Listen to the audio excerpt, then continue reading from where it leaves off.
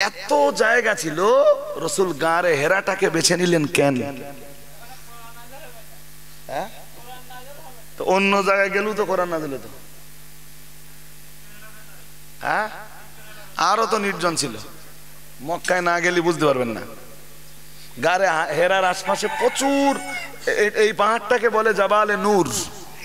আগে মন দিয়ে শুনে নেন, সেই প্রশ্নগুলোর উত্তর কতটা দিতে পারেন দেখবো। মা আয়েশা থেকে বর্ণিত, আনা আয়েশা উম্মুল মুমিনিনা রাদিয়াল্লাহু তাআলা আনহা قالت আউয়ালু মা বুদিয়া বিহি রাসূলুল্লাহি সাল্লাল্লাহু আলাইহি ওয়াসাল্লাম মিনাল ওয়াহী আর-রুইয়া সালিহা। খুব মন দিয়ে শুনুন জি। আম্মা আয়েশা বললেন যে রাসূল করিম সাল্লাল্লাহু আলাইহি ওয়াসাল্লামের উপরে যে ওহী নাযিল হতো, ওহী যদি ডিসকানেক্ট হয়ে যায় শরীয়তের কোনো মূল্য নেই। ওহী এতটা গুরুত্বপূর্ণ জিনিস, ওহী ডিসকানেক্ট হলে জি, ওহীর সম্পর্ক ডিসকানেক্ট হলে দিনের কোনো মূল্য নেই, শরীয়তের কোনো মূল্য নেই, ইসলামের কোনো মূল্য নেই। সকলের সবের সাথে মূল সম্পর্ক হলো ওহীর সম্পর্ক। তো রাসূল করিম সাল্লাল্লাহু আলাইহি ওয়াসাল্লাম আর বিবি আম্মা আয়েশা বললেন যে নবীর কাছে ওহীর যে সূচনা, এই সূচনাটা হতো আর রুইয়া সালেহা, সত্য স্বপ্নের মাধ্যমে। আরেকটু মন খুলে বলেন। যদিও এ কথা বলে আপনাদের মতো সাধারণ শ্রোতাদেরকে আবার বোঝাতে সময় যাবে, সময় না নিয়ে পরের অংশটা বলছি জি। فكان لا يرى رؤيا الا جاءت مثل فلق الصبح। রাসূল স্বপ্নে যা দেখতেন, সকালবেলা উঠে দেখতেন ঠিক তাই তাই ঘটছে।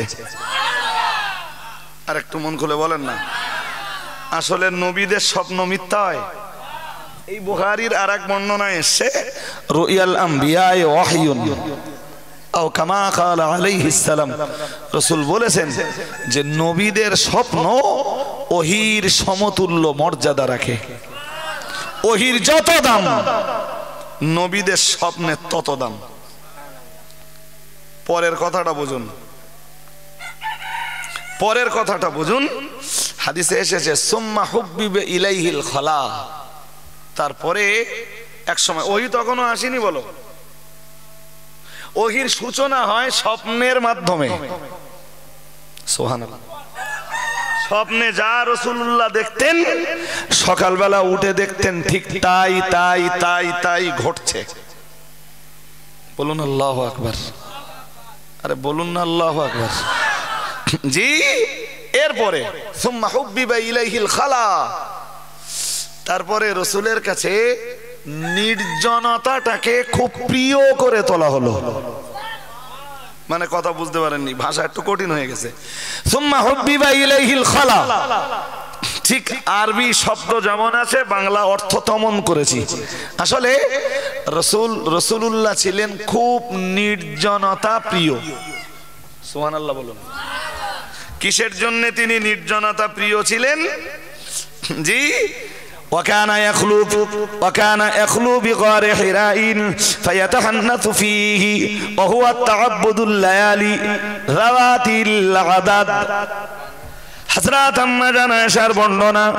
এরপরে রাসূলুল্লাহর কাছে যখন নির্জনতাকে প্রিয় করে তোলা হলো, মানে রাসূলুল্লাহ যখন অধিক নির্জনতা প্রিয় হয়ে গেলেন কেবলমাত্র আল্লাহর ইবাদতের জন্য।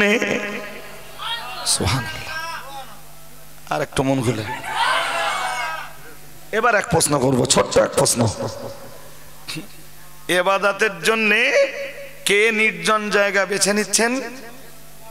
সবাইকে বলতে হবে। আচ্ছা, কিসের ইবাদত? নামাজ তখন ফরজ হয়েছে তো কিসের ইবাদত? হ্যাঁ, সে কিসে? আল্লাহর ধ্যানে। উত্তর হয়নি। এই বাংলা বইতে লেখা থাকে যে রাসূলুল্লাহ নির্জন জায়গাতে যে ধ্যানমগ্ন থাকতেন, আর ওই শুনে শুনে হুজুররাও তাই বলে। কিন্তু হাদিস স্পষ্ট বিবরণ দিয়েছে যে ফাকানা ইয়াখলু বিগারি হিরাইন, রাসূলুল্লাহ এই নির্জন জায়গা হিসাবে বেছে নিলেন গারে হেরাকে। সুবহানাল্লাহ বলতে পারেন না? আর একটু মন খুলে বলেন। আচ্ছা, ও প্রশ্নের উত্তর পরে আপনারা দেবেন, আর নইলে আমি দিয়ে দেবো। তার আগে আর একটা প্রশ্ন করি, গারে হেরা রাসূলুল্লাহ বেছে নিতেন কেন? আজিজ ঘুমোচ্ছ নাকি? ঠ্যাং ছেড়ে দাও, নইলে তো এমনি ঘুম লাগবে। বুড়ো মানুষের মতো বসে রয়েছে। আর এমনি জানো ওই বসা রাসূলুল্লাহ নিষেধ করেছেন। আর বিশেষ করে লুঙ্গি পরা থাকলে ওই জাতের বসা পুরো নিষেধ। কেন বলেন দিন? লুঙ্গির একটা অংশ যদি নিচের দিক চলে যায় আর একটা যদি উপরের দিক চলে যায়, একদম হাওড়া টু শিয়ালদা। এই জন্য লুঙ্গি পরা থাকলে একদম পুরো নিষেধ। যদি পায়জামা পরা থাকে তাও বেয়াদবি, তাও। আর নইলে রাসূল এত দূর জামা পরতেন কেন? কি দরকার ছিল? এখন তো কোট পরে, টাই পরে, জি হাফ শার্ট পরেও হুজুর হওয়া যাচ্ছে। আরে হ্যাঁ না বলে না? দেশ জুড়ে হচ্ছে সব, এবং তাদের মুরিদ হচ্ছে লোকে। তো তারা কোনোদিন ভেবেছে যে বিশ্ব নবী এই এত দূর জামা পরতেন কেন? নিসফুস সাক অবধি রাসূলের জামা ছিল কেন? হাজরিন, আপন জায়গায় এসব কথা বলতে গেলে শুধু অজ বাড়বে, আমি অজ বাড়াতে চাচ্ছি না। এবার বলুন যে এত জায়গা ছিল, রাসূল গারে হেরাটাকে বেছে নিলেন কেন? তো অন্য জায়গায় গেলেও তো কোরআন নাযিল হতো। আরো তো নির্জন ছিল। মক্কায় না গেলে বুঝতে পারবেন না। গারে হেরার আশপাশে প্রচুর, এই পাহাড়টাকে বলে জাবালে নূর। আগে মন দিয়ে শুনে নেন, যে পাহাড়ে, যে পাহাড়টার উপরে গারে হেরা বা হেরা গুহা, এই পাহাড়টার নাম হলো জাবালে নূর। সুবহানাল্লাহ বলুন। জাবাল মানে পাহাড়, আর নূর মানে আলো। তো আলোর পাহাড় কেন এটা? এখানে কোরআন নাযিল হয়েছে, তাই পাহাড়টারই নাম হয়ে গেছে জাবালে নূর। কারণ কোরআনের আর এক নাম হলো নূর। সুবহানাল্লাহ বলেন। আল্লাহ নিজেই কোরআনকে কোরআনের ভাষায় নূর বলেছেন। আর যে পাহাড়ে কোরআন নাযিল হয়েছে, সুতরাং সে পাহাড় তো জি নূরের পাহাড় হয়ে যাওয়াটাই স্বাভাবিক। তো ও হাজীদের কাছে শুনে দেখবেন, আমি তো ওঠা লোক ওই পাহাড়ের উপরে, জাবালে নূরে ওঠা লোক আমি। জি, তবে একটু মনে করিয়ে দেই, আমি জাবালে নূরে উঠেছি সেই দিন যেদিন সকালবেলা মা খাদিজার কবর জিয়ারত করেছি। ফজরের নামাজের পরে গেছি আম্মা খাদিজার কবর জিয়ারতে। কথা বোঝেননি? জি, উঠে পড়েছি। এরপরে চড়েছি গারে হেরায়।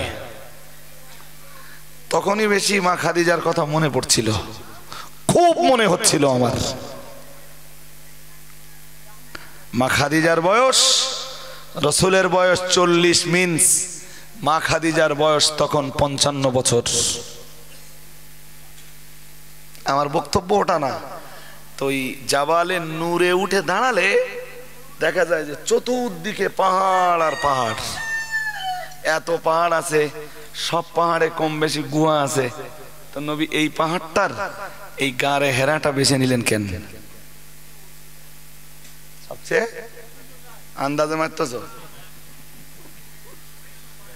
হ্যাঁ, বলে দেখি যদি ইনশাল্লাহ ঠিক হয়। ঠিক কিনা? হ্যাঁ, শুনুন, এর অনেকগুলো জবাব। যার এক জবাব হলো গারে হেরাতে দাঁড়িয়ে আল্লাহর কাবা দেখা যেত।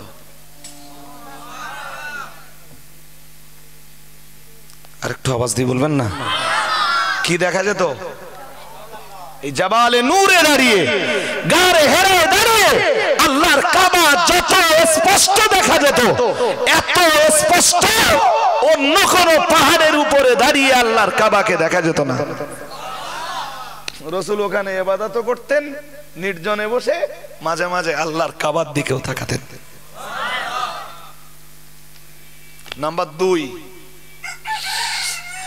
হচ্ছে উঁচু পাহাড় আছে,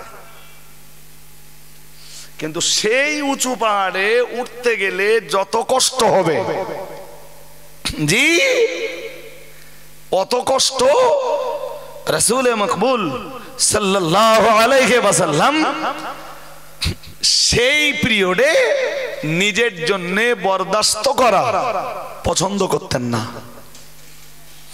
হচ্ছে নিচু পাহাড়ও আছে, কিন্তু আল্লাহর ইবাদত বান্দেগি আর উপাসনা আরাধনার জন্য প্যারা রাসূল সাল্লাল্লাহু আলাইহি ওয়াসাল্লাম অত কম কষ্ট করে ইবাদত করবেন এটাও পছন্দ করতেন না।